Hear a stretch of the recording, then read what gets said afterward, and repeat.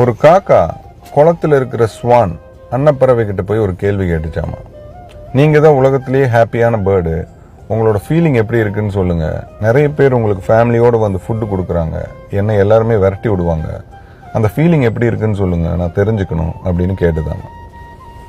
அதுக்கு அந்த ஸ்வான் சொல்லிச்சாமா, நான் ஹாப்பியான பேர்டு இல்லை, எனக்கு எல்லாருமே ஃபுட்டு தூக்கி எறிவாங்க.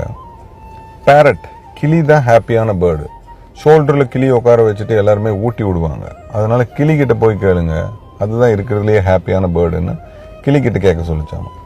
ஸோ இந்த காக்கா கிளிக்கிட்ட போய் கேட்குது, நீங்கள் சொல்லுங்கள், நீங்கள் தான் ஹாப்பியான பேர்டுன்னு நான் கேள்விப்பட்டேன், எப்படி இருக்குது அந்த ஃபீலிங் அப்படின்னு கேட்டுதான். அதுக்கு அந்த கிளி சொல்லிச்சாமா, நான் ஹாப்பியான பேர்டு இல்லை, பக்கத்தில் ஜூவில் நான் மயிலை பார்த்துருக்கேன், மயில் தான் இருக்கிறதுலே ஹாப்பியான பேர்டு, அது தோகையை விரித்து ஆடுற வரைக்கும் எல்லாரும் வெயிட் பண்ணி ஃபோட்டோலாம் எடுக்கிறாங்க, அதுக்கிட்ட கேட்டு பாருங்க அப்படின்னு சொல்லிச்சோம்.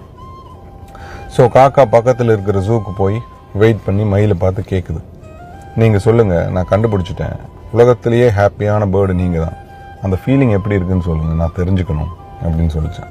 அதுக்கு அந்த மயில் சொல்லிச்சாமா, என்னை பொறுத்த வரைக்கும் நீங்கள் தான் ஹாப்பியான பேர்டு, ஏன்னா நான் உள்ளுக்குள்ளே இருக்கேன், நான் வெளியே பார்க்கும்போது உங்களை யாருமே தொந்தரவு பண்ணுறதில்ல, யாரும் பிடிச்சி கூண்டுல வைக்கிறது இல்லை, வேணுங்கிறத சாப்பிட்றீங்க, வேணுங்கிற இடத்துக்கு போகிறீங்க, நீங்கள் தான் ஹாப்பியான பேர்டு, நீங்கள் சொல்லுங்கள் அந்த ஃபீலிங் எப்படி இருக்குன்னு மயில் திருப்பி அந்த கேள்வியே காக்கா கிட்ட கேட்டுச்சோம். இதுதான் வாழ்க்கை.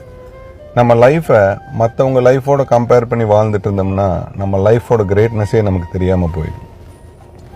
நம்மளை மாதிரி இந்த உலகத்தில் யாருமே இருக்க மாட்டாங்க, நம்மளை மாதிரி யாருமே யோசிக்க மாட்டாங்க. அப்போ நம்ம எவ்வளோ யூனிக் பாருங்கள். நம்மளோட குவாலிட்டிஸ் இன்னொருத்தங்களுக்கு இருக்காது, நம்மக்கிட்ட என்ன இருக்குதோ அதை நம்ம டெவலப் பண்ணாலே வாழ்க்கையோட தரம் உயர்ந்துடும். நம்ம அதை விட்டு போட்டு மற்றவங்களோட லைஃப் கூட கம்பேர் பண்ணிட்டு இருந்தோம்னா கம்பேரிசன் வெறும் நெகட்டிவிட்டியை தான் உண்டு பண்ணும், வேண்டாத சிந்தனைகளை தான் நமக்கு கொடுக்கும், நம்ம வாழ்க்கையோட முன்னேற்றத்தையே தடுத்துடும்.